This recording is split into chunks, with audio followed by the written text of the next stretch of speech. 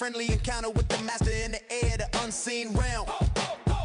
And so we the later generations are always with Yahweh from now on. I'm gonna tell you about the anointed silence, not an act of kingdom defiance. The truth is plain as that day. One generation will seize the way away, come what may. Messiah came down to meet and greet. How different, how awesome, how sweet. Oh my, oh my, oh my.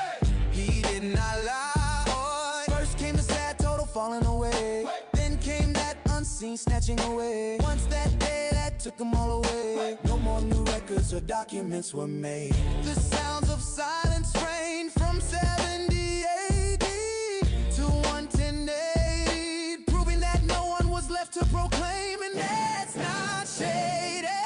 I'm gonna tell you about the anointed silence, not an act of kingdom defiance. The truth is plain as that day. One generation will seize the way away, come what may. Messiah came down to meet and greet. How different, how awesome, how sweet. Oh my, oh my, oh my. He did not lie. Every book was penned before he came back in the first century. Then 40 years of silence weird for 40 years after he reappeared. Then 40 years of silence weird for 40 years after he reappeared. Why then the people's conscience not seared? Their response won a great fear. He returned when the remnant yearned for the parousia in the fellowship clouds. Now we know how to break that silent sound. Shout it, shout it, shout it out loud. The sound of silence broken by you and me. The silence for 40 years following 70 AD. Shout it, shout it, shout it out loud. Gives testimony and kingdom glee.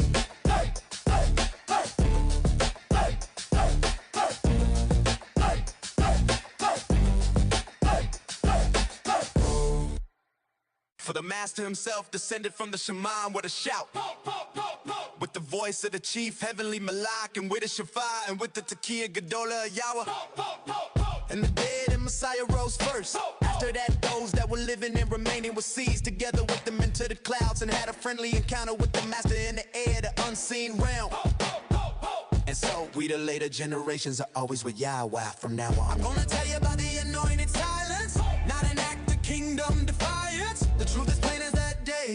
One generation will seize the way away, come what may. Messiah came down to meet and greet. How different, how awesome, how sweet. Oh my, oh my, oh my.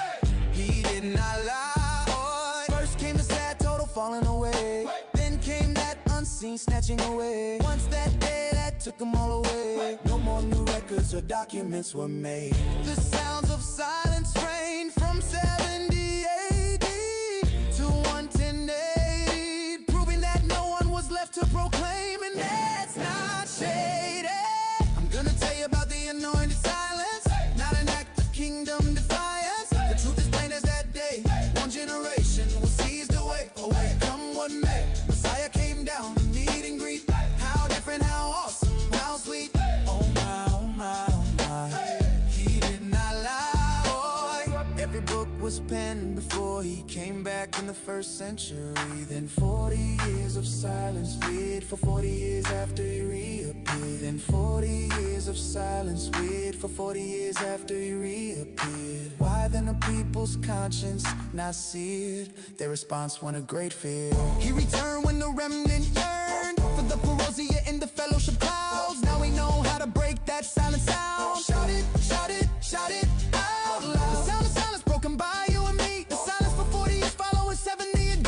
Shout it, shout it, shout it out loud. Gives testimony and kingdom glee.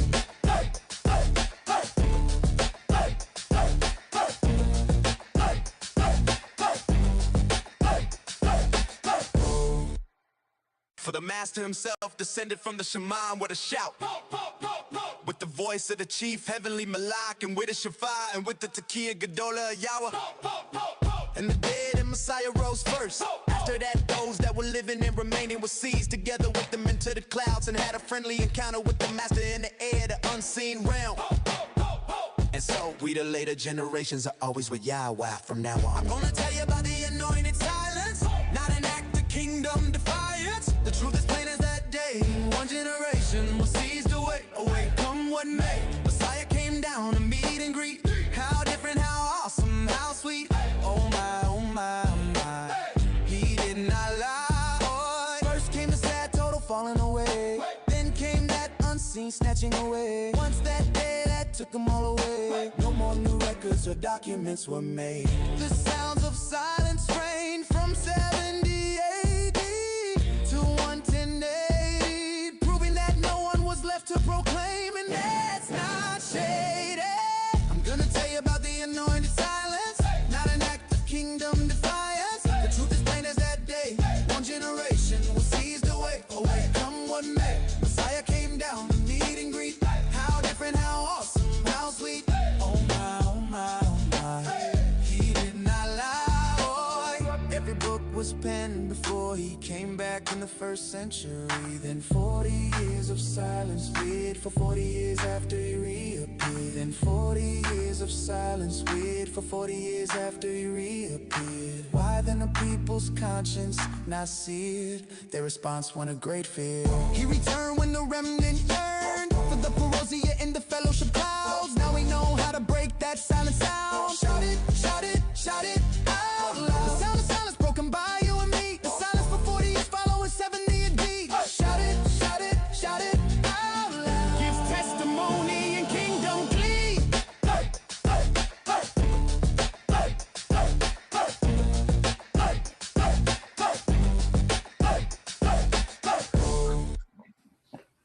For the master himself descended from the shaman with a shout. Yeah, The voice of the chief heavenly Malak and with a Shaphat and with yeah, the that's Takia what I'm Gadola talking Yahweh. about.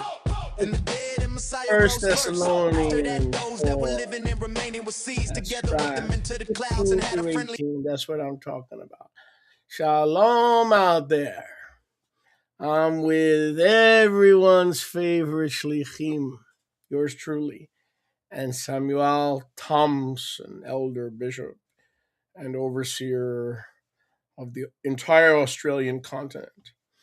How are you, my brother? We are now on episode, let's see, we are episode 16 of the Declaring the First Century Return of our Mashiach. Welcome, family. Welcome, welcome. So, Shalom. talk to me, Sam. Are you still sleeping or what? No, I'm wide awake.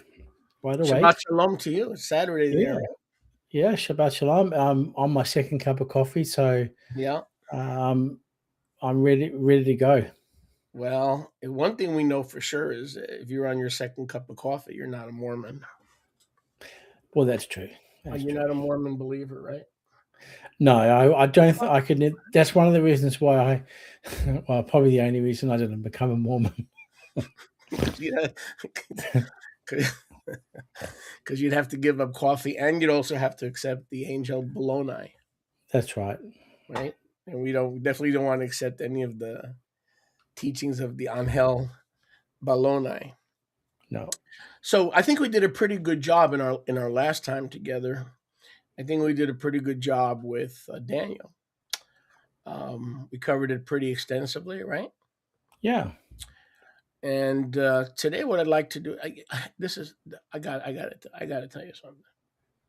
I got to confess something. Either this understanding of the return of Yahusha is a blessing, or it's a curse. Now I'm going to explain to you why I would make that kind of a statement. The blessing is obvious, right? It's blessed are your eyes for they see these things, right? And we accept the consummation and the marriage. We're married. We're not engaged. I mean, the blessings are obvious. But the problem with being a covenant eschatology advocate or a full covenant eschatology advocate is that from one week to another, I got to examine new stuff. As I'm studying this thing, I've got to not only entertain, new things that I never considered just a week before. Mhm. There's been so much buried about the second coming of Yahusha, the parousia, the akronomai, that, to be honest, it makes the Dead Sea Scrolls findings look like a Sunday hymnal for children.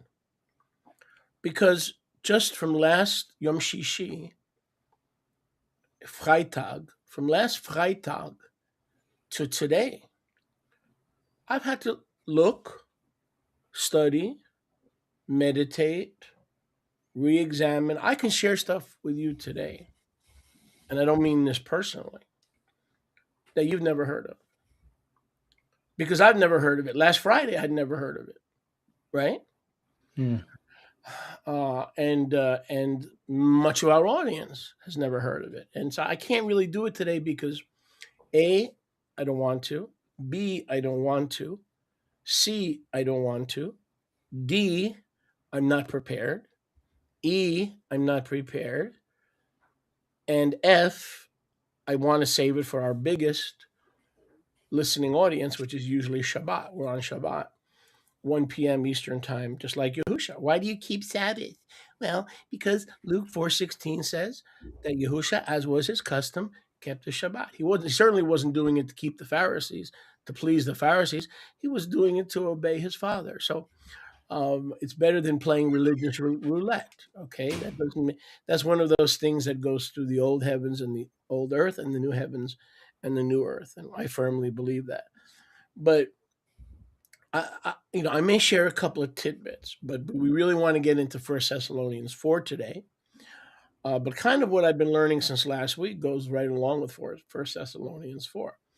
What if I told you, Sam, and you're not gonna know how to react. So I'm not putting you on the spot. I'm just showing you what I mean by this is crazy. I mean, this doctrine doesn't end well.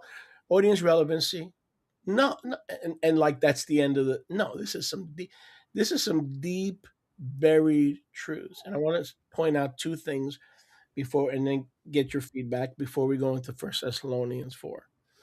What if I told you there are two great tribulations? How you like me now? Well, look, nothing surprises me. I never reject anything. I never say, "Oh no, I can't accept that," or "I don't agree with that," until I am given. Once you give me the information, that's when I study it, dissect it, and then I'll have an argument with you privately, and then we'll discuss it. But I never, since about maybe 15 years ago, I started to make sure I question everything. Yep. So even if you bring something out, I'm more than willing to hear it. Let me clarify. I don't mean two great tribulations in history.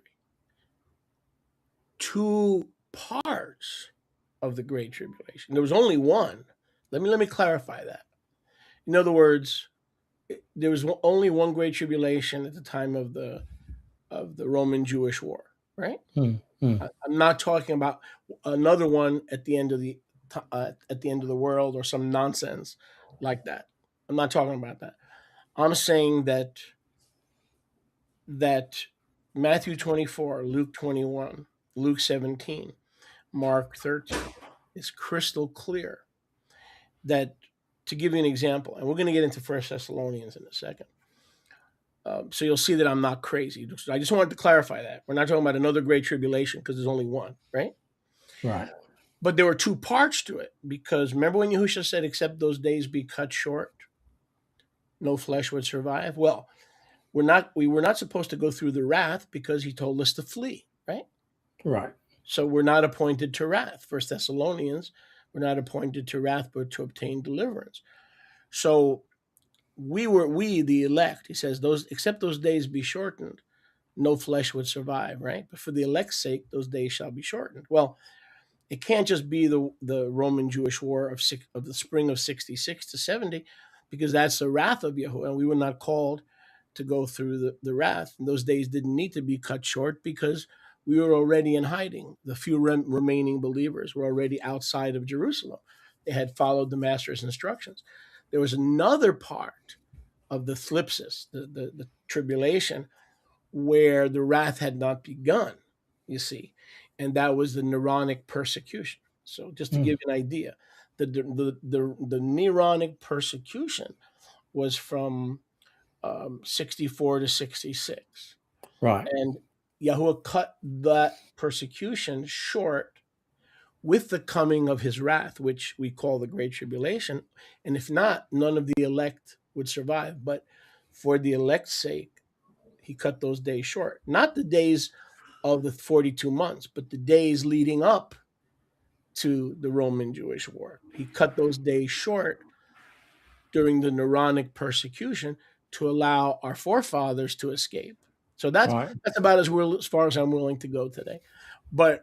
And I know it's right because it's right out of Scripture. And Yahusha did not appoint us to wrath, and yet he cut the days of the tribulation short. Well, he didn't cut the days of the 3.5 years short because we were not in the 3.5 years. That was for Jerusalem and unbelieving Judah, right? Right. So it fits perfectly. I can see it. I can see it. Like the fact that they were persecuted under Nero, and some of them died under Nero. So I can see that, without an argument. Oh yeah.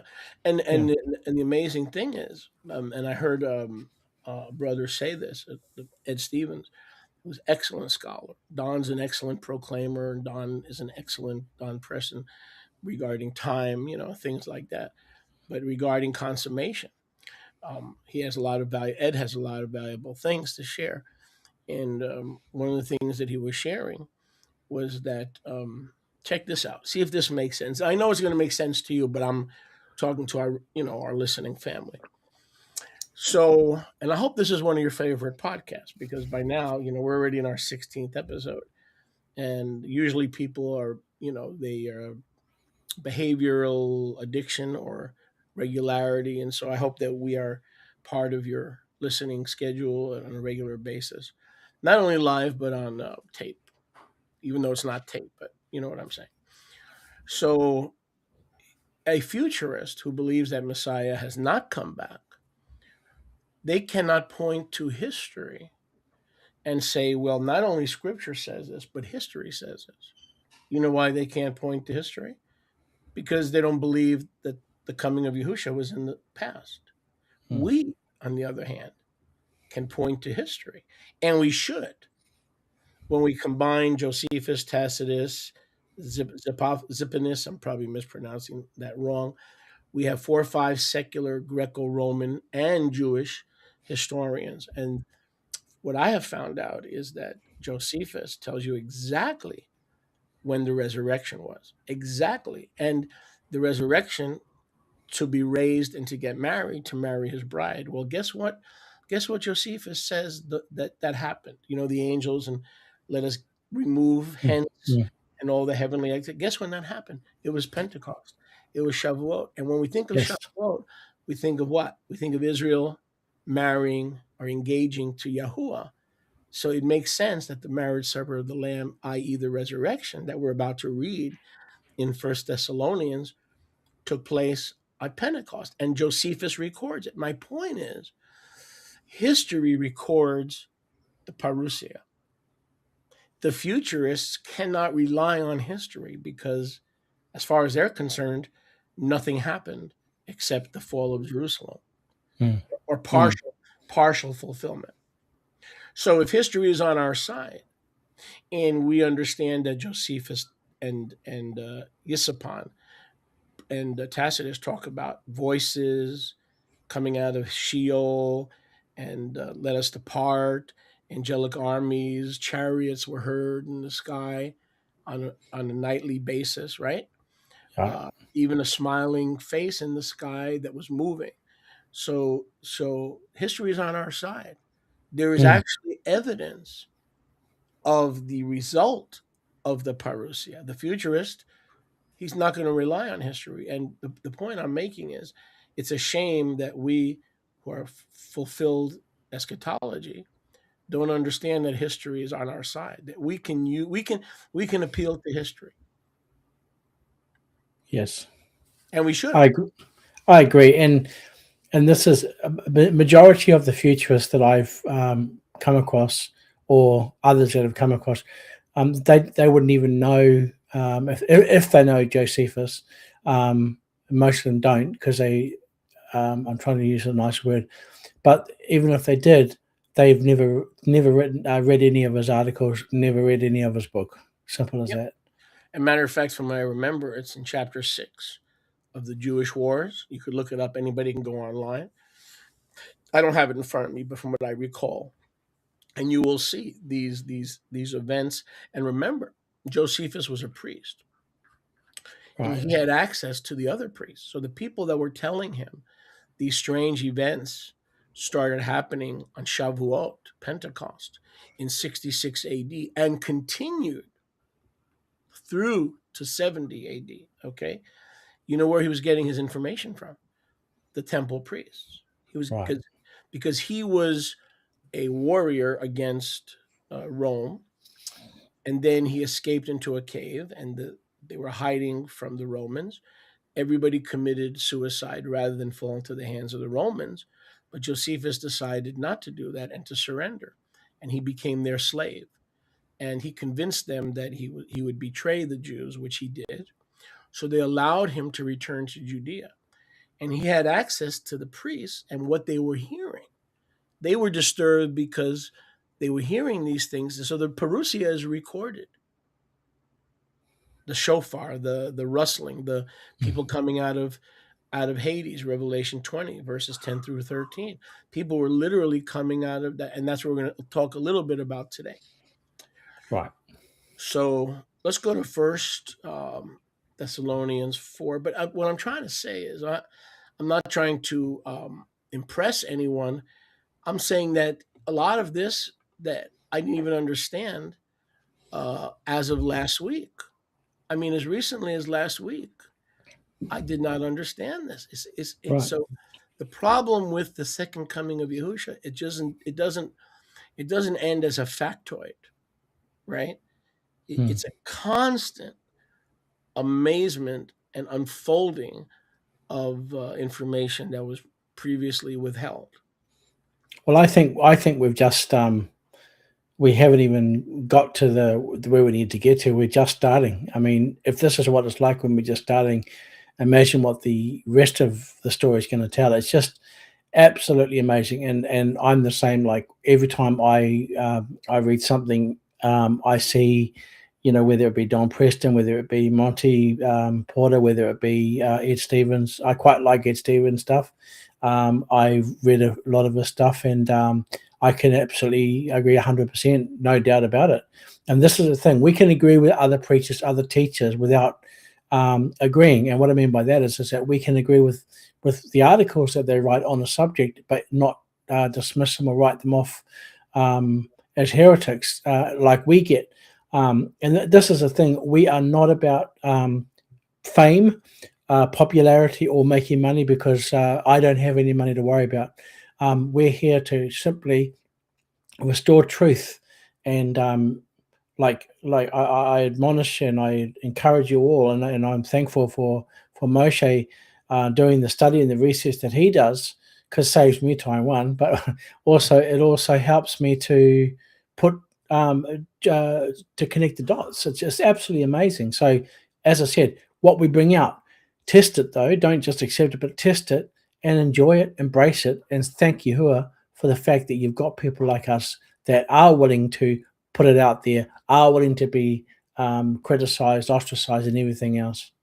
Yep, absolutely, absolutely. And speaking about testing it, in the Yahweh willing, in the upcoming Shabbats, I'm going to bring out a PowerPoint that was made, and you're going to see the sequential events of the Parousia. One thing to remember before we start on First Thessalonians 4 is there's a concept that we all have to get rid of, and this is a very important point, and that's why I'm bringing it up now. This is a very important point.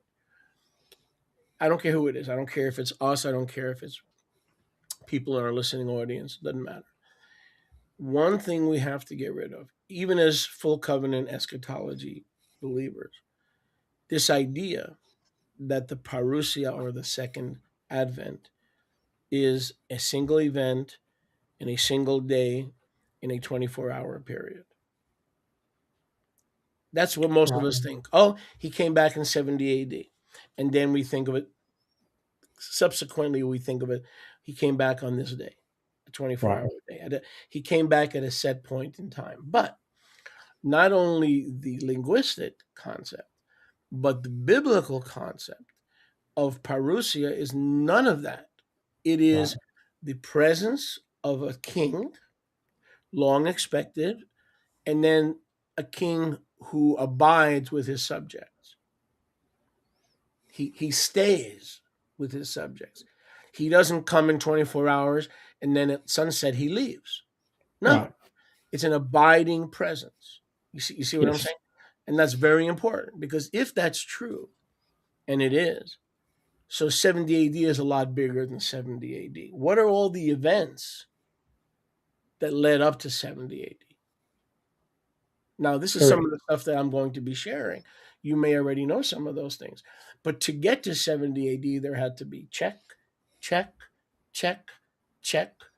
And then once he returned, then he abode with us until Jerusalem was destroyed and until the murderers were held accountable. But the murderers were not held accountable the second he returned.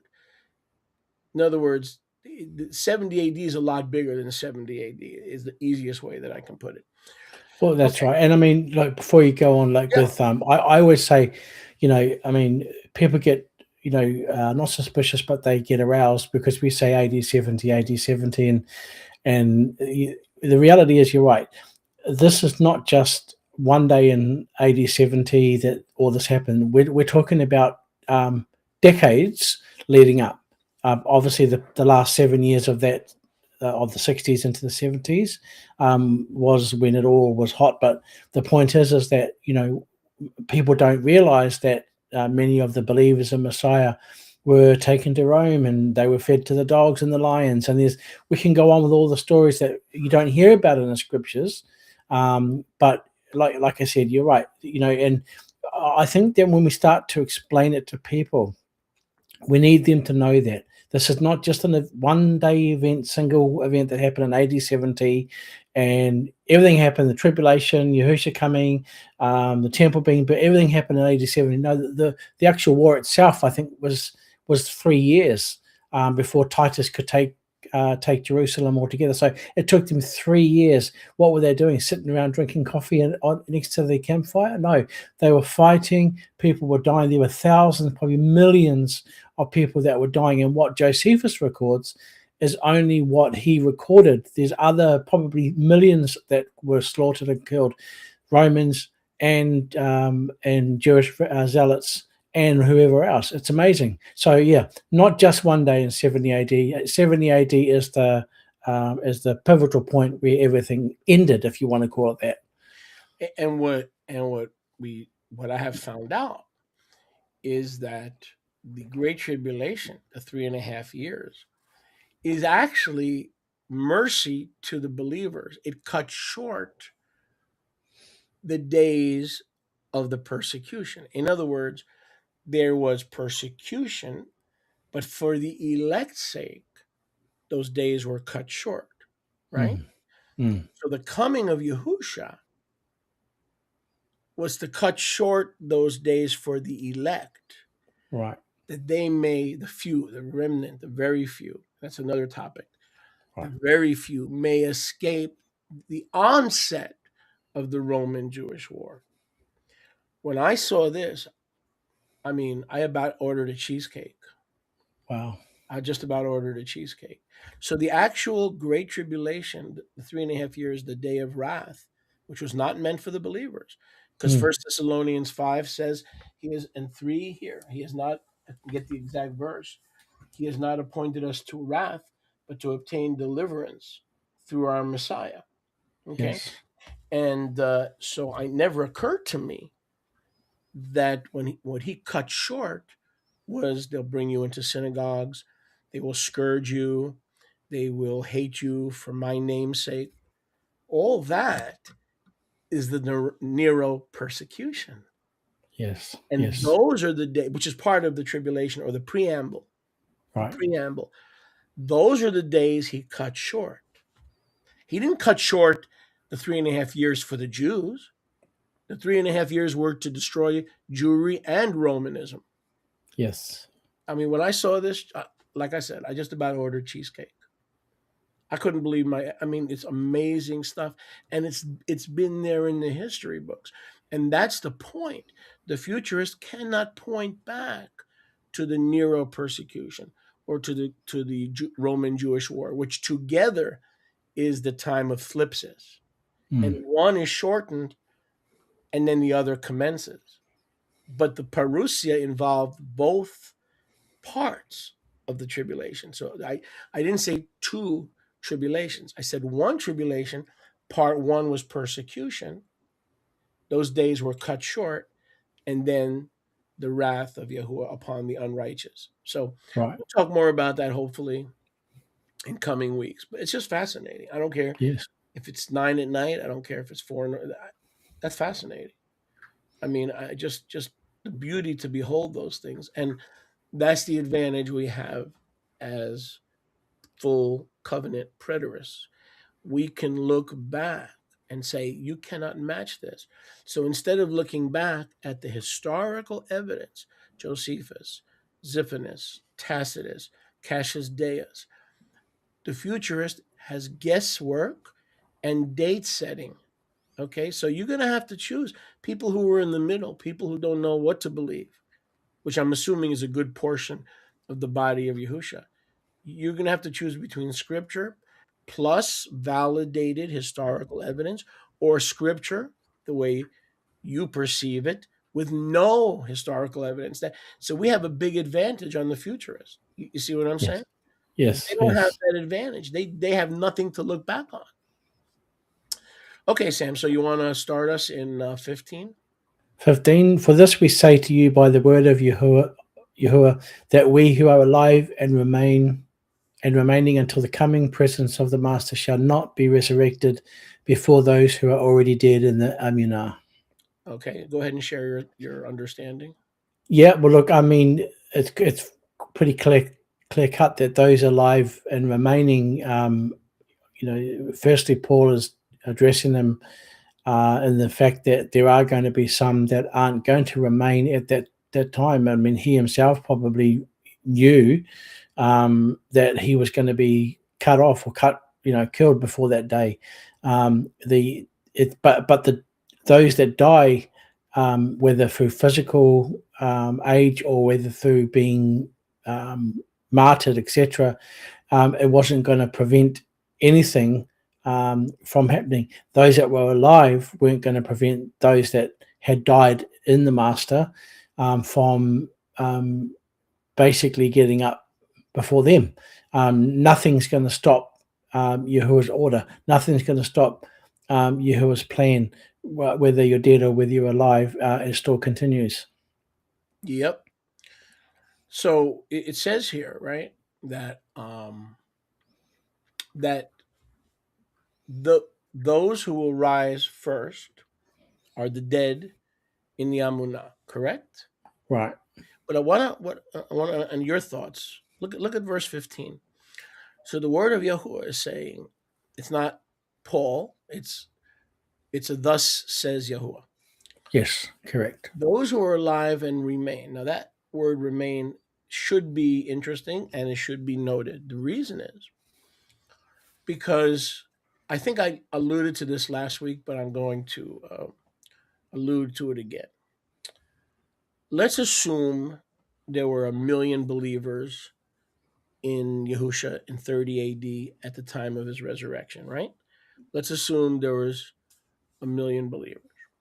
Now we fast forward 40 years. For 40 years, there was persecution, there was thlipsis, tribulation against the believers. Then we come to the time of great apostasy, where Yahusha said in Luke 18:8, when the Son of Man returns, will he find any true believing faith? In other words, the apostasy spoken of in 2 Thessalonians chapter 2 was not 5 people denying Yahusha. It was the entire body of believers having backslidden into denial. Let me say that again. The apostasy that is spoken of, the Greek word is apostasia, which is in 2 Thessalonians 2, that the apostasy and denial of the basics of the messianic, historic, saving faith was in widespread denial because of pressure from family, pressure from persecution, killings, crucifixions, betrayals, brother betraying brother. Now you throw the whipped cream on top of that from the Nero persecution from 64 to 66, which was intense, and it was not limited to Judea or Jerusalem. It was throughout the Roman Empire. The Nero persecution was throughout the known Roman Empire. So by the time you get to the Parousia, which we say 70, but I'm going to make a case that it began 4 years earlier. But when the Parousia came, there was hardly anybody left to catch up. Now, the believing dead, oh, there were tons of those, right? That was former generations. So there were tons of believing dead from former generations. There were tons of those, unlimited supply, going all the way back to Adam, other than the martyrs who rose with Yahusha in Matthew 27. The martyrs rose with Yahusha. But other than that, they were in Sheol. So comes the resurrection. There was plenty. But notice, in terms of those who would be changed, okay? In terms of those who would be changed, not too many, because he says we will not be resurrected before the dead. So first are the dead in the true Amunah, once and for all times, delivered to the Israelite Kedoshim, Yehudah, the book of Jude. But then those who are alive and remain until the coming presence will go second, basically. But the term that he uses, remaining, you get my point? Not a lot will remain. There's just not a lot going to be left. Well, the actual word for remain, it can also mean survive. There you go. So those that are alive and have survived. So not just when we read the scripture from its original language in the Greek, it means to leave around. In other words, whatever's lying around, basically. In other words, pick up. When you're picking up the mess, you look. Oh, there's a bit of rubbish there. So I'm not saying they were rubbish, but the point. The fact is that they that are alive and have survived that will be caught up to meet them or meet up with them to meet the master. I like so that. Surviving. I like that interpretation. Those who survived, and the implication is clearly there are not many. So right. when Yahusha returns, and I believe if we're going to go by history, it was before the wrath. Okay, the wrath was for the unbelieving Jews, the synagogue of Satan. So we've got to expand our understanding of 70 AD. More than likely, this was in 66 AD. And as I said, I'll talk more about that another time. But again, remember the term Parousia does not mean a 24-hour day. Yahusha returned in the Parousia, meaning a point in time which was 24 hours. No, it is the king coming, presenting himself before his subjects, and then abiding for a prolonged period of time in the presence of his subjects. So let's do verse 16. I'm sorry. Before we get to 16, and also let me remind you with the mic you're using to you're going to get background noise, so it's important that background noise is limited. Okay, Sam, just that's a word for you, just because you got a surround mic. So it's not the breathing into the mic. Now it's the surround sound. Okay, so I want to follow up on what we just read about the dead will rise first. Okay, so those who are changed will not precede the dead who will arise first. Now we're in Revelation, chapter 20. Would you like to read that for us, please? Verse 11? Yeah, let's start in verse 11. Okay, and I saw a great Keselavan and him that sat on it, from whose face the Olam and the Shamayim fled away, and there was found no place for them. So okay, so this is the great white throne judgment. Now let's see when Revelation 20 was fulfilled. Was it fulfilled like Paul explained in First Thessalonian, or is it something yet future? Go ahead, 12. And I saw the dead, small and great, stand before Yahuwah, and the scrolls were opened, and another scroll was opened, which is the Sefer HaChaim, or the Book of Life, and the dead were judged out of those things which were written in the scrolls according to their mitzvot. Continue. And the sea gave up the dead that were in it, and death and Sheol delivered up the dead that were in them, and they were judged every man according to their own mitzvot. Continue. And the death and the Sheol were thrown into the lake of fire. This is the second death.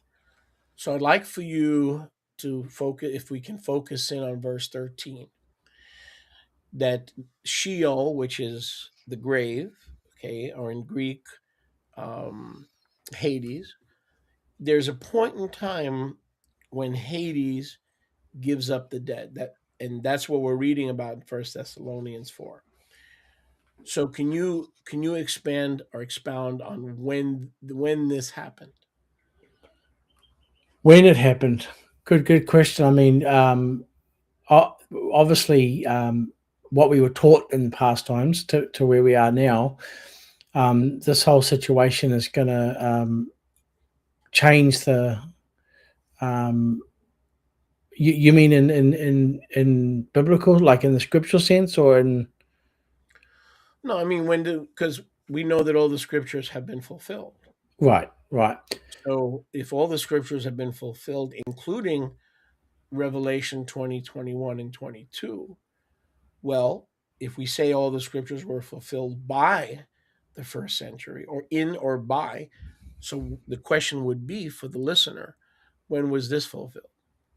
Well, I mean, what I personally believe is that this was all fulfilled by AD 70, Mm-hmm. and like as you said, it's a process. Obviously, what you brought out is regarding the resurrection of Matthew 27, um, and so forth. So there was one resurrection there. We can go on with other, but in saying that, what we have to look at is what is the actual purpose of this particular verse. The reality is talking about the fact that death itself, not just the souls that had died, but the literal death. This is dealing with death. This is dealing with the place that the dead went to when they did die. So Right. that was what, yeah. And the underworld, Sheol or Hades in the Greek, gave up the dead. Well, we go back to First Thessalonians, and we see shall not be the living at the time of the parousia. The living shall not be resurrected before those who are in Hades, right? So those who are in Hades are resurrected at the parousia, correct? You there? There is, well, there is that. That's like we know that 1,000 years is it's an undefined period of time, but it does say that the rest of the dead did not live again until the 1,000 years were ended. Right. Yeah, Exactly. So so they could, 1,000 years are 40 years. They're right. the kilioi, or the period from 30 to 70, right? That's the so-called millennium. So Yahusha returns in 66 to 70 AD. The finality of the destruction was in 70. So when did Hades give up her dead? This has to be at the parousia after the 1,000 years. Is that correct? Yes, correct. It has to be, because if we go back here Here, the 1,000 years were completed. Here is the fire of 70 AD. The first resurrection can be either Yahusha in 30, or it could be Yahusha and those who rose in Matthew 27, the martyred saints with him. And then from 30 to 70, you have the transition period known as the Kilioi. And by the way, the early believers who believed in a 40-year transition period were known as Kilianists, or Kilianism, from the Greek word Kilioi, or Kilianism. So once that transition period is over, this is what we're reading about in 1 Thessalonians. First, the dead rise, then we who are alive and remain are changed. The point is, Paul was saying that both these events he expected to happen in the lifetime of the first century Thessalonians. Correct? Yes, that's it. And that's right. Yeah. So this right here, the grave, or Hades gave up the dead, is being spoken of right here. It's the same resurrection from Hades. It's the same event. It's right there. So go ahead, Berg. Do you have any hesitancy there, because you want to? No, I'm just trying to mute the microphone because my grandson's crying in the background, and I don't want everyone thinking it's me. If you have any alternate, because to me it's clear. We're talking about after the Kilioi, after the 40 years, right? Right. And the first resurrection is Yahusha plus the first fruits that rose with him. Then comes the transition period. Then comes the emptying of Hades. Do you disagree with that, or you see it the same way? I don't see. Well, I mean, I've got a slight difference of opinion on the Matthew 27, but that's for a topic for Well, that's another what time. I said. First resurrection. Let's leave that out. Yeah, but I do believe that the emptying of Sheol, death, everything that was basically everything that was fished up from Sheol, whether it be in the sea, whether it be in the mountains, whether it be in the ground. The fact is that death itself, in all forms, all shapes and forms, was taken up and completely destroyed in AD 70. What date? I'm not, like I said, we're not going to give specific dates. It's probably going to be on one of the annual feasts, which is what I see quite common through Josephus. I mean, I believe that they went into Jerusalem on Pesach, if I'm not wrong. Okay, so you don't differ. You don't differ in that this is seen in 1 Thessalonians 4. No, I don't at all. The only question you may have, correct me here if I'm wrong, is who rose in Matthew 27? Correct. With Yahusha. Correct. Right, and that's why I wasn't addressing that. Yeah, and that's fine. I understand what you're saying. I'm trying to connect this to 1 Thessalonians 4. Right. But while we're at it, so what is your view on the ones? Who are the ones who rose with Yahusha at the exact time that he rose in 30 AD? Well, if you read it, the scriptures say that they came out of their graves after the resurrection. It doesn't exactly say when after the resurrection, so that could be interpreted that way as well. Like, we came out of the graves after his resurrection. Was it 1 day, 2 days, 2 years, 3 years, whatever? Secondly, that's the only verse in the whole of the scriptures. There is no other second or third witness, like we have Matthew, Mark, Luke, and John, who have many witnesses in their gospels about the different, like, for example, the Olivet Discourse.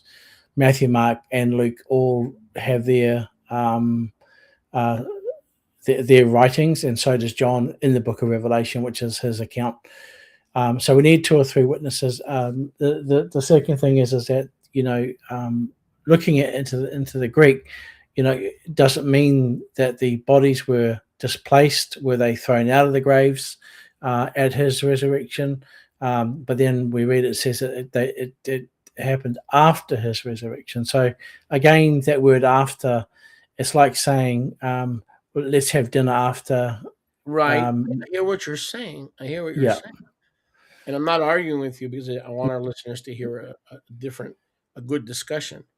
Yes. But if we say after, could be 70 AD, could be, not necessarily at the same time Yahusha rose, then we are basically inserting a gap.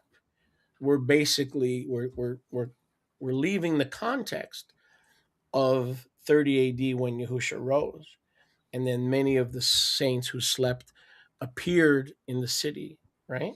We're leaving the immediate context of 30 AD. We're inserting a gap. And I'm assuming you're willing to insert a 40-year gap so that this event in Matthew 27 actually could take place in 70 AD. And that's what our critics do. Now, I'm not saying you're wrong. I'm just saying, isn't that what futurism does? Okay, I'm going to put a gap in here. Then I'm going to put a gap in. Well, when is he coming? Well, after this. Okay. And then, well, wait a second. After that. Well, but wait a second. So it's just an opening, right, to insert gaps that are not there. So the point I'm not trying to make here is your view is valid. Whatever after is, you're not saying it was not when Yahusha rose. You're just saying the word after could mean a year after, could mean 2 years after.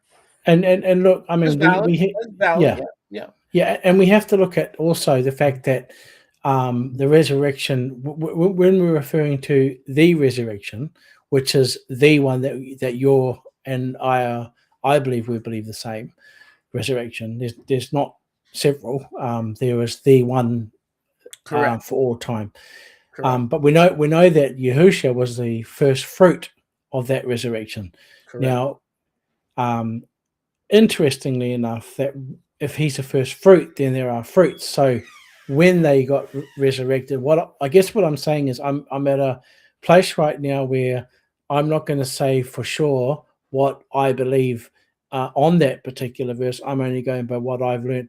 But the reality is that, does the resurrection happen in the one day, or does it happen over a period of time? Because, like I said, did those people that rose afterwards, because if you read it, it says there was an earthquake and the temple veil was rent from top to bottom, and many of those saints that slept arose. Right. I see your point. But it doesn't eliminate like you said, there's a single resurrection. Right. And whenever those Matthew 27 folks rose, whether it was the same time or a month later, whatever. The point is, that's not when Hades was empty, correct? Hades was emptied at the Parousia, which was some 40 years later, or perhaps 36 years later. Okay, that's the point. With what we're talking about here in Revelation, let me see if it's on the screen here. What we're talking about in Revelation, this is what 1 Thessalonians 4 is talking about, regardless of the saints that slept in Matthew 27. The grave, Hades, gave up the dead. So the point is, these, and let me get your understanding. These are individuals who are in Sheol.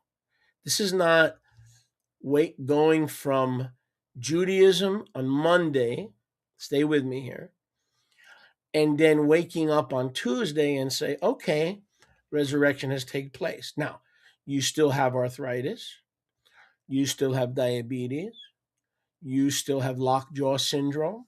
But a corporate body resurrection allegedly took place where Monday you were mortal, you wake up Tuesday, you're immortal. Monday you're corruptible. Tuesday you wake up, you're incorruptible. But there's no change. It's the same body. It's the same fingers. You're in the same house, as opposed to the individuals coming out of Sheol. That was my point in bringing us to this scripture.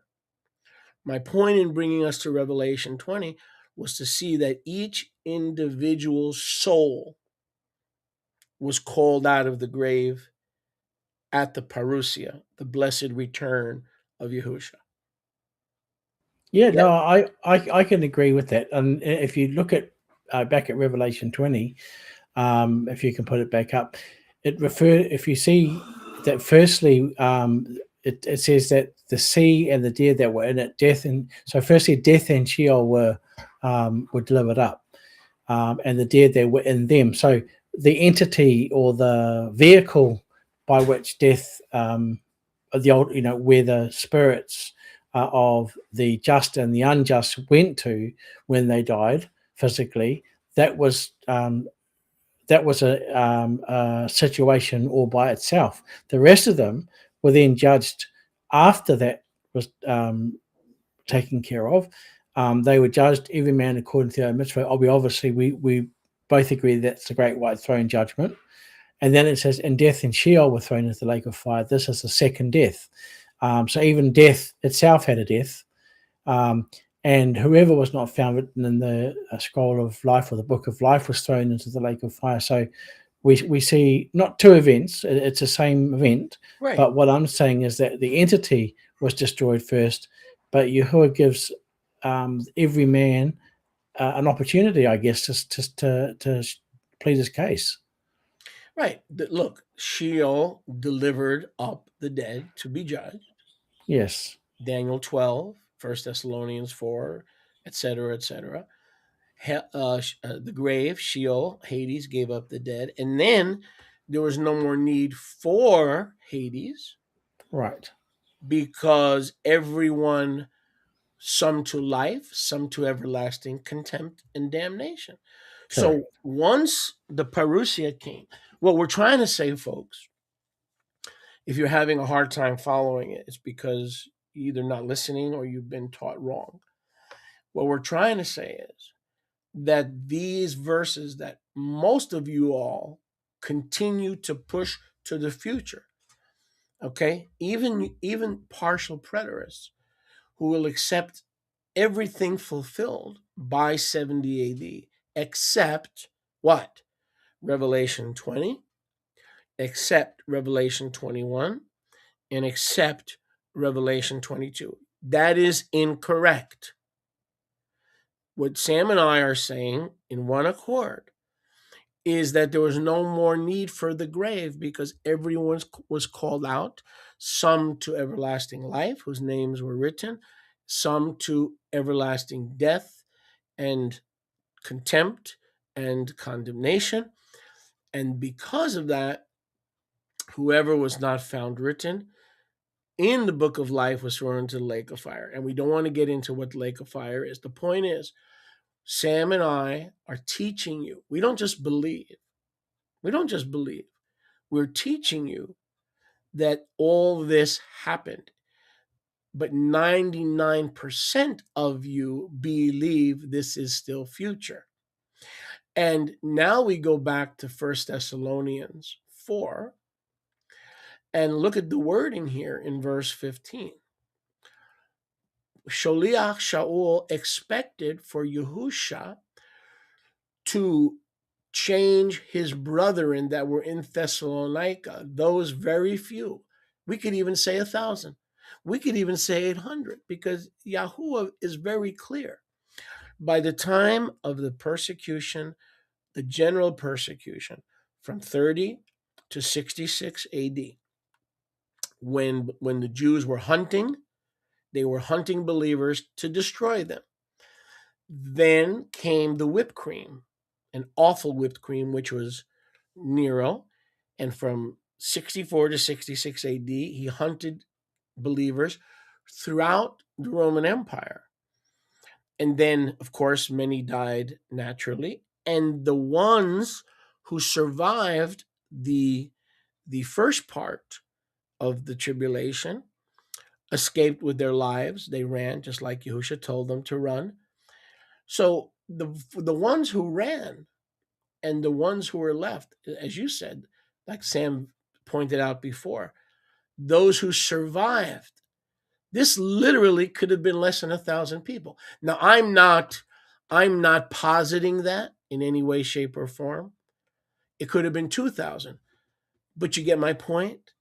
it wasn't what we think, that Yahushua is going to come and millions and billions of people are going to be changed. There was hardly anybody left with the true faith once for all times delivered to the saints. But even if there was 10 remaining, Yahushua returned for those 10. And certainly returned to lift individuals out of Sheol, Hades, right? But my point is, Sam, and I'm going to ask you this, what does this verse, which goes right along with 1 Thessalonians 4, what do you think this verse does to the corporate resurrection view versus the individual resurrection? What does this verse do to those 2 points of reference?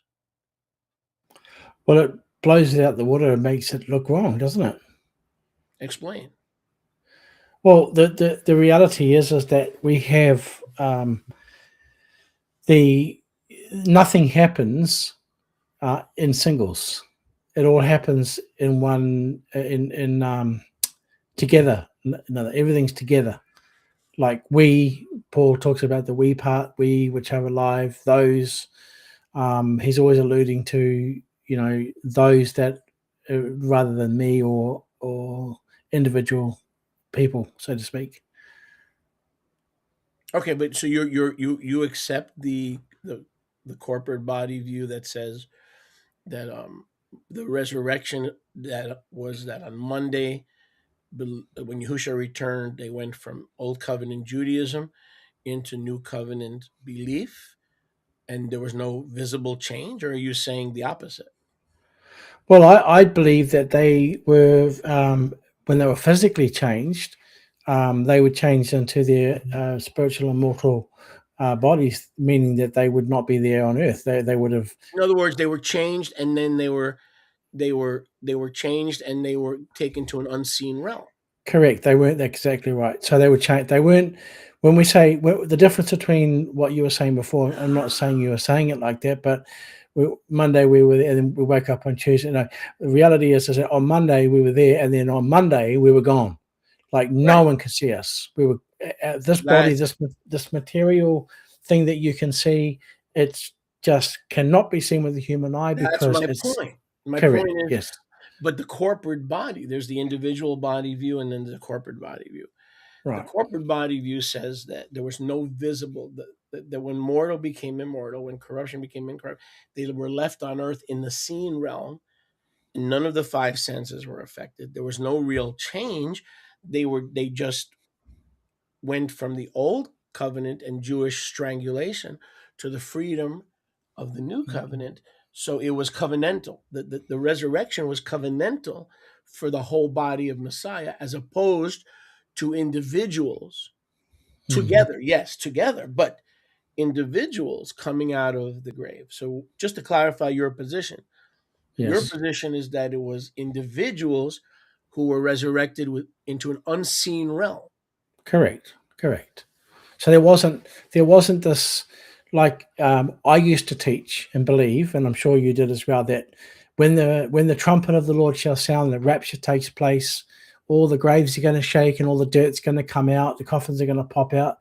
The people, this is what I used to say, the skeletons would come up on the side of the grave and all their skin would come back on and they would look like they did before they died, and then they'd be whizzed up in the air to ever be with the master. And I'm thinking, well, scripture tells us flesh and blood cannot inherit the kingdom. Right. And this is the reality. You know, Paul talks about it, and remembering that the 1 Corinthians 15 is the same story, but to a different group of people. And the reality is that at a moment in the twinkling of an eye, we shall all be changed. So we're not going to have one person that, and look, the resurrection of that day was not about what we've been taught, that we're all taken out of our graves, and so on and so on. It is a spiritual, invisible, not from this dimension, not from this realm. To a different Correct. unseen realm. We receive our new body, spiritual. Correct. Or taken to a spiritual realm in the heavens to be with Correct. Yahushua. So, but that's what I'm saying. The grave or Hades is no longer needed, because at the return of Yahushua in the first century, Hades gave up. It's dead. And though they were changed, and then they were taken to the unseen realm, which means their body, their old body that was in the grave, didn't fall to the earth, and they had to call the garbage department to collect the bones. In other words, the change took place when Messiah returned between 66 and 70 AD. He called them out of the grave, and they were changed, and then they entered the unseen realm. So there's no residue.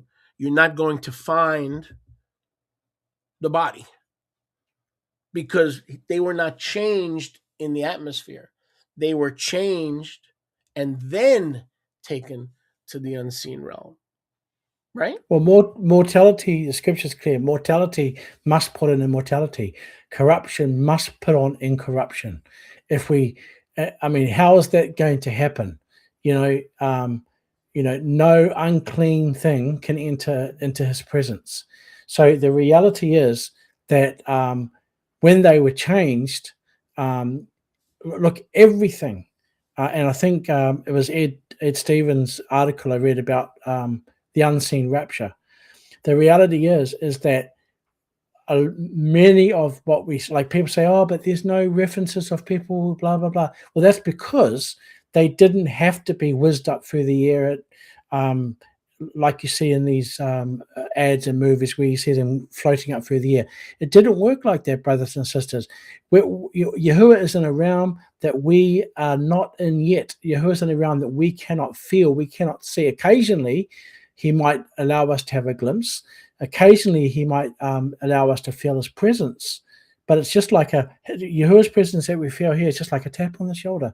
But the reality is, if look at Moses, for example, he couldn't even see Yahuwah without being completely melted in front of him.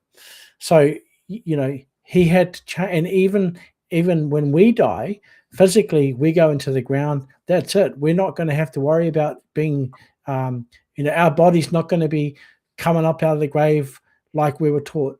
Once we die, immediately, not 2 seconds or 2 minutes, but immediately upon death, we are changed completely from our physical to our spiritual. And I'm not saying that our bodies aren't going to be in a coffin, etc., and everyone's going to grieve and all that. What I'm saying is that our spirit, our real person, inherits an incorruptible heavenly body that's waiting for us in heaven. Right. But the point is that at the resurrection, when Yahushua returned in the first century, that the saints and the unrighteous rose from Sheol. Let's look at it again. It says in Revelation 20, verse 14, 13 also, the sea gave up the dead that were in it. Death and Sheol delivered the dead that were in them. And then came the judgment, the white throne judgment, which was past, not future. So the point is this: the grave was emptied, and there was no more use for the grave. And the point is, this is the event that is being spoken of here. Okay, does that make sense? Yes, right? It does. This is the event that is spoken of here. The resurrected were coming out of Sheol, and they were not magically translated from the old covenant into the resurrection of the new covenant. That's by new birth, not resurrection. So we believe that each individual rose in a new spiritual body, to sum it up, correct? And we believe that happened in the first century. So the verse 15 happened in their lifetime, in the lifetime of the Thessalonians. Okay, so let's read verse 16. For the master himself shall descend from the Shamaim with a shout, with the voice of the chief heavenly Malak, and with his shofar, and the Tikar Gadolah of Yahuwah, and the dead in Mashiach shall rise first. After that, we who are living and remaining at his return will be seized together with them into the clouds to have a friendly encounter with the master in the air, and so we will be always with the master. So verse 16 is some of the noise that Josephus in Jewish Wars, chapter 6, talks about. They heard chariots, they heard armies, they heard the trumpets, they heard the shofar, they heard the voice of angels talking, and they heard the voice and the voices of those who had been in Hades saying, "Come, let us remove from hence," meaning let us get out of the earthly realm. We've been changed, and let us go into the unseen realm.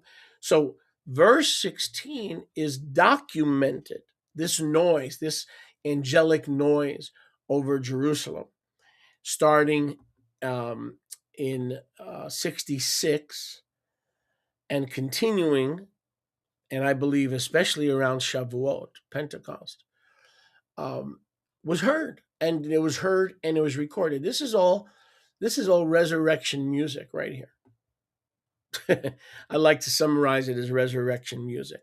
The historians and the priests, they got spooked when they saw this. They let me change that. They saw nothing, but they heard everything. So when I say saw, I really mean heard. You follow what I'm saying? It's They didn't see sorry. anything. Yeah. It's like John the Baptist when he was baptizing Yahusha. They heard the voice, but they never saw the dove or the Spirit descending, and they never saw anything. They just heard. So that's another example. They saw, I beg your pardon, they heard the voice saying, "This is my beloved Son in whom I am well pleased," but they did not see the Spirit descending like a dove. Only John saw that. Correct. So again, he reiterates verse 15. First is the dead, then the living receive their heavenly bodies. Then here's the noise. And then amongst that first century noise above the temple, of course, in Jerusalem, first, the dead rise. So he's repeating what he summarized earlier in verse 15. Yes? So this is all documented. Zippotis, Josephus, and Josephus got his witness from the priests. In other words, brothers and sisters, history is on our side. We could look at 1 Thessalonians 4, and we could look at Revelation 20, verses 11 through 14. It's documented. We don't have to guess. The futurist has to try to figure out when Trump, when King Charles, when Hitler, World War I. No, wait a second. I'm sorry. I mean World War II. No, wait a second. When Underdog becomes one with Superman, and then they put on a Santa Claus costume, it's ridiculous. Yahuwah is very displeased. I'm going to speak for Yahuwah now, and y'all be quiet and listen. Yahuwah is very displeased with people that are making stuff up. Because that's the truth about futurism. They're just making stuff up. Because they don't want to receive the fact that Revelation 20 is fulfilled in 1 Thessalonians. And Paul tells you that 1 Thessalonians will be fulfilled in his lifetime. Now, he didn't make it. He was beheaded during the Nero persecution. He almost made it. Paul was beheaded somewhere around 64. So he was called out of the grave. He was called out of Hades, right? But he almost made it, which is interesting. It's very interesting. And to the best of my studies, none of the 12 between death from 30 and then martyrdom, none of the 12 made it, so that their bodies were changed as opposed to having to come out of Hades. That's pretty sad to me. I mean, not sad, because in a year or two, they receive their glorified bodies anyway. But think about it. You're martyred in 64 or 65, and then the parousia starts to end the Nero persecution in 66, and then to begin the Roman Jewish War. There were two parts to the Great Tribulation, not two Great Tribulations, but two parts. And it's like, man, Paul almost made it, and Peter almost made it. So, friends, we appeal to history. This is not Roman history. This is not Pharisaic history. This is not any of that. This is history from all sides, from all persuasions. So let's get back to the text and be encouraged that Yahuwah is a promise keeper. So the dead will rise first. And by the way, before I forget, I want to say something because I know I'm going to forget. It's human nature. Do you remember, Sam, the scripture in Matthew 19 where Yahusha turns to the 12 shlichim and they said, what do we have? What do we have? We have left home, family, right? Land to follow you. So what do we have? What did Yahusha say? He said, in the regeneration, when the Son of Man returns, you will sit in his kingdom. You will sit on 12 thrones, judging the 12 tribes of Israel. Now think about that. He didn't say you will sit on 12 thrones and run the sewer system in the kingdom. He didn't say you will sit on 12 thrones and you will operate the shoe shining division where everybody comes to get their shoe shine. What did he tell them? He said you will sit on 12 thrones doing what? Judging.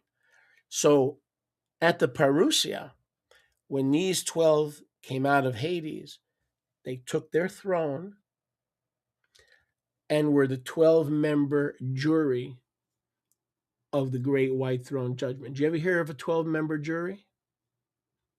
How many members are there in a jury? 12. 12. Exactly. They were judging the Jews and the whore, Babylon. First Peter was in Babylon, Jerusalem, until he was martyred. And they were judging with Yahusha the onset of the new heavens and the earth. They were judging who would get into the new heavens and the new earth and who would die in the old heaven and the old earth and not get into the new heaven. So it wasn't just Yahusha at the great white throne judgment. The 12 apostles were resurrected to be judges from 66 to 70 AD. I want you to think about that. It blows my mind. And when did he say what happened? In the what? In the regeneration. What does regeneration mean? In the next generation, after the old heaven and earth have passed away. In the regeneration, or the birth of the first generation, when the gates of the New Jerusalem were opened, they would be sitting not to run the water system, but to judge. Does that blow your mind? When I saw that, I just about fell off my rocker. That's awesome. Like, I mean, I hadn't seen the 12. I mean, I know that I've read that scripture and I've seen, like in Revelation, it talks about it, but never quite seen it in that explanation. So it's fantastic. They were the jury because they were. They themselves were the victims of Jewish persecution. Correct. And they themselves were the victims of Roman persecution. And so they were part of the jury. That is the jury system. Yahusha's king, and these are his witnesses. And they were judging the regeneration of his kingdom. That's awesome. Man, Yahuwah's incredible. The way he does things decently and beautifully, historically in order. Yes. Okay, so the dead rise first, and then you want to read verse 17, please. Sure. And after that, we who are living and remaining at his return will be seized together with them into the clouds to have a friendly encounter with the Master in the air, and so we will be always with the Master. Go ahead. What So do you then come. Oh, sorry. Well, yeah. I mean, look, the scriptures say that he'll be coming in the clouds, and he came on the clouds, and we know that cloud comings is, part of how he used to come down. But in this situation, it says that they will be seized into the clouds. In other words, as if you read in the time of Mount Sinai, Moses was taken up into the cloud to speak with Yahuwah. Well, it's the same scenario here. The difference is that this is not going to be something where these people would come back down again. These people went up with the Master, and it clearly states that they will always be there. They're not coming back in that sense. That's right. That's right. And the word there, harpazo, is seized. So that's Correct. that word. Now, the word harpazo, the living, this is those who are living and remaining. And as I stated earlier, people think of the future rapture like a futurist, when Jesus is going to come back and millions of people are going to disappear, hundreds of millions are going to disappear. Dude, slow down. Just slow down. If you understand what Yahusha is saying, it's just the opposite. He's saying when he comes back, will he find anybody that still is faithful to the end? Because the very few who endure to the end will be saved, right? So what happens if there were 500,000 believers, born again believers in 30 AD? Then came the intense Jewish persecution. They were hunting believers. The believers had to meet behind closed doors. This is not just some persecution from the government. They were hunted. So you have that. Then you have Nero, who was determined. One of his goals in life was to wipe out the Christians, who he saw as a threat to his kingdom because they had another king, right? So by the time this takes place, where Yahusha comes and the living believers, those who remain, are harpazoed or seized to meet Yahusha in the clouds, I'm not exaggerating. It could literally be less than 1,000. It could be less than 2,000.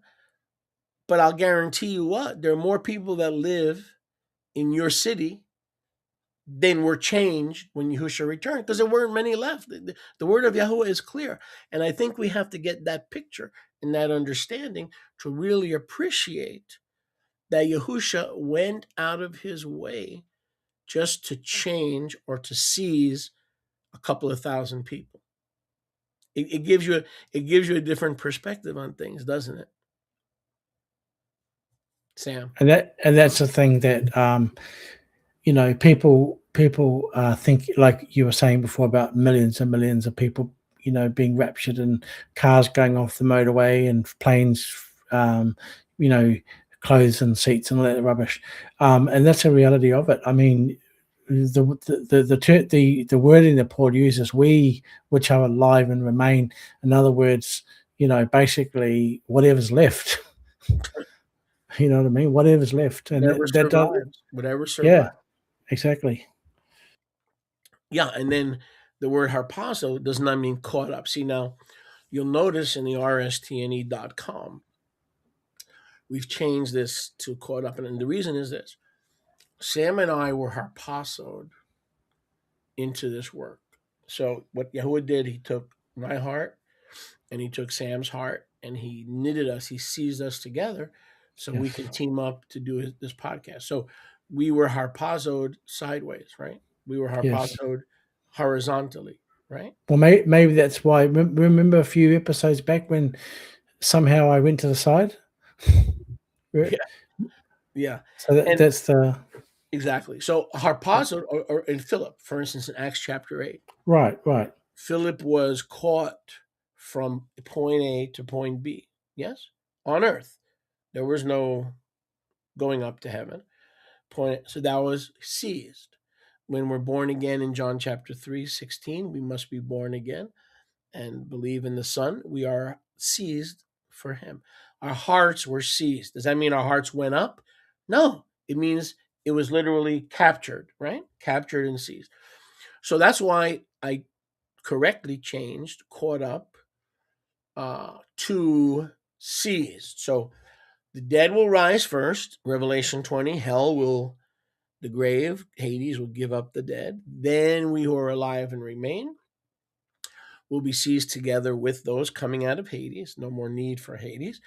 And together, not separately, because Hebrews 11 says that they were waiting for us, that he had the gates of the New Jerusalem closed because he did not allow, or he did not want the first covenant saints to get into the New Jerusalem before us. John chapter 3, no man has gone into heaven except the Son of Man who came down from heaven. They were waiting for us. They were waiting for this event, the Parousia, from 66 to 70 AD. It ended in 70. It didn't start in 70. And then we will meet him in the clouds. And like you said, the clouds is his presence, his abiding presence. So we remained in his presence during the Roman Jewish war. See, we remained in his presence during the tribulation.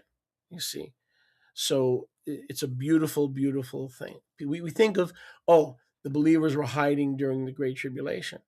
Well, if they were caught up in 66 and the Roman Jewish war started in 66, then guess what, brothers and sisters? We were already in the clouds. Okay? Did some run away before that? That's possible. I don't know. I wasn't there. But this is the context of what is being spoken. And the reason I put to have a friendly encounter. Now, the Greek, if you look at the Greek, it merely says in the English to meet the master in the air. But if you look at that word meet, it's actually to dine, to have a friendly meal or a friendly reconnection, right?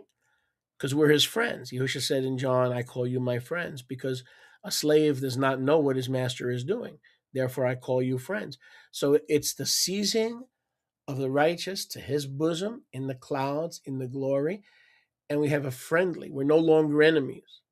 See, the meaning there is we were enemies, but now we've been reconciled through Messiah's blood and through his water, right? So we have a friendly get together in the air.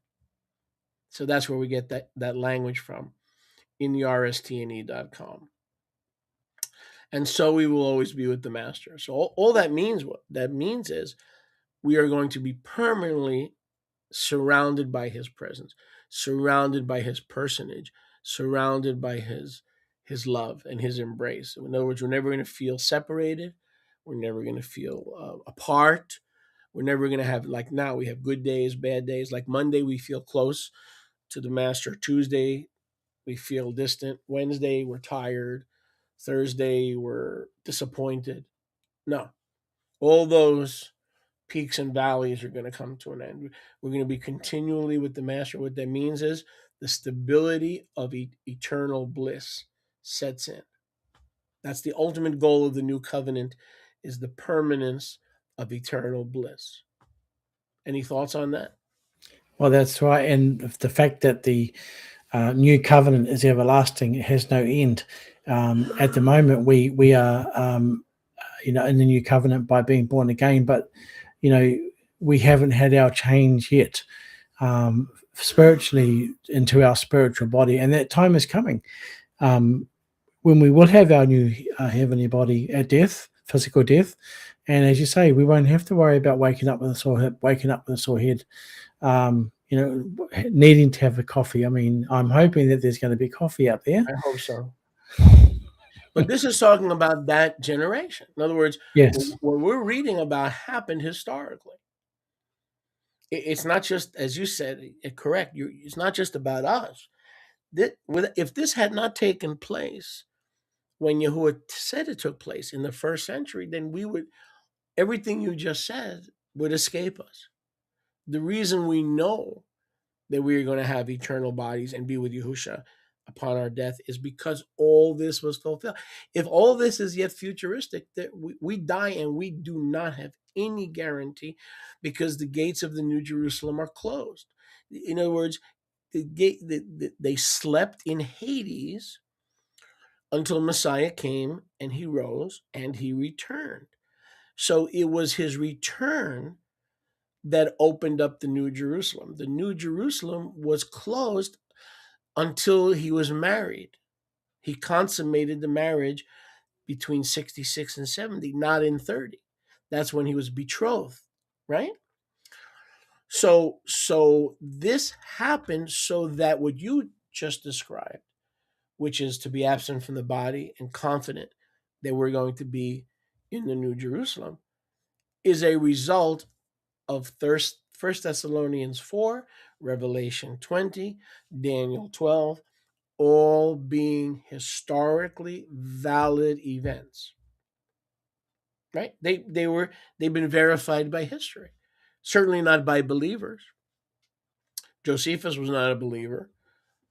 Cephanus was not a believer. Tacitus was not a believer. Cassius Dio was not a believer. This is all documented history. And it's a shame, in my view, that full preterists don't take advantage of this history. All we do is talking about 70 AD. That's all we do is talk about 70. Well, why don't we use history, which is on our side? Any thoughts? Yes, and like, when you see Paul talking here, he says he's talking in a futuristic sense at that time. At that time. So like you keep hearing me, all of you keep hearing me saying about audience relevance, who, what, where, when, how, etc., etc. The reality is that most of the futurists, and I used to do that too, we used to put ourselves into that scripture, into that verse. Like, in other words, Paul was standing right in the room with us, right at that very moment, saying, "You which are alive," and we, meaning me, Paul, that was here 2,000 years ago, and you in 2025 will remain until the coming of the Master. But the reality is that he's not talking to us. He's talking to the believers in Thessalonica. He's speaking to the believers in Rome, wherever he was writing to.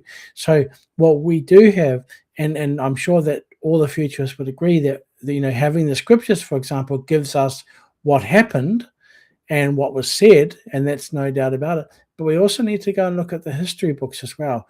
Josephus, Tacitus, all of those writings, though there's some stuff in there that doesn't quite sit right with our train of thought, like some of the wording that's used, some of the terminology, but you have to understand they are not people like us who have accepted Messiah, that have corrected our doctrines and are still correcting our doctrine, etc.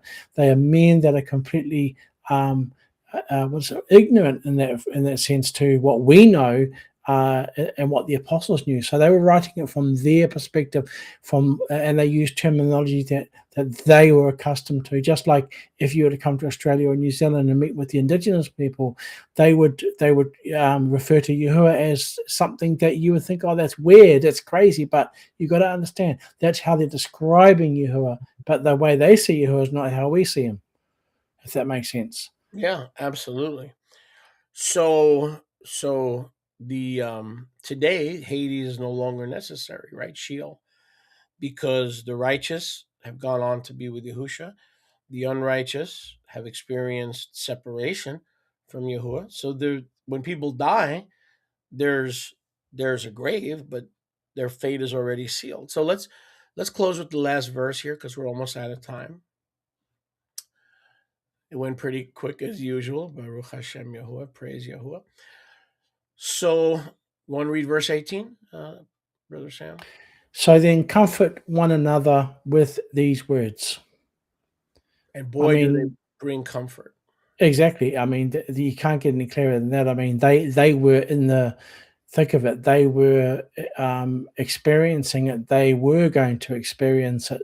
So comforting each other was so vital, probably more needed then than what we do now, because in reality, we hear that that saying it's not handed to you on a silver platter. Well, technically it is, because all we have to do is to follow what Yahushua said to do by being born again of the water and the Spirit, living a set apart life to the best that we can, remembering that our righteousness is but filthy rags.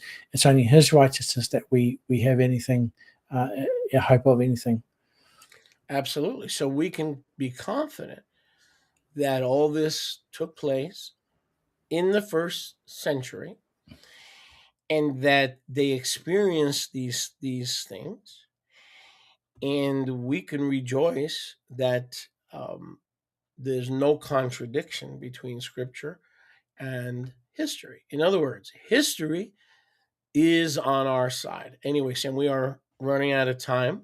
Yes, I see. And we are out of time, and it's been a wonderful time in the Word, a wonderful time of refocusing our eyes on the reality of His parousia, and not having to be ashamed that we are covenant eschatologists, but to thank Father for the comfort that we comfort one another, having this understanding together.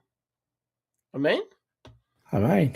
Amen, brother. Shalom, shalom, family. Thanks for joining us. See you next week. Bless you all. Shalom, shalom.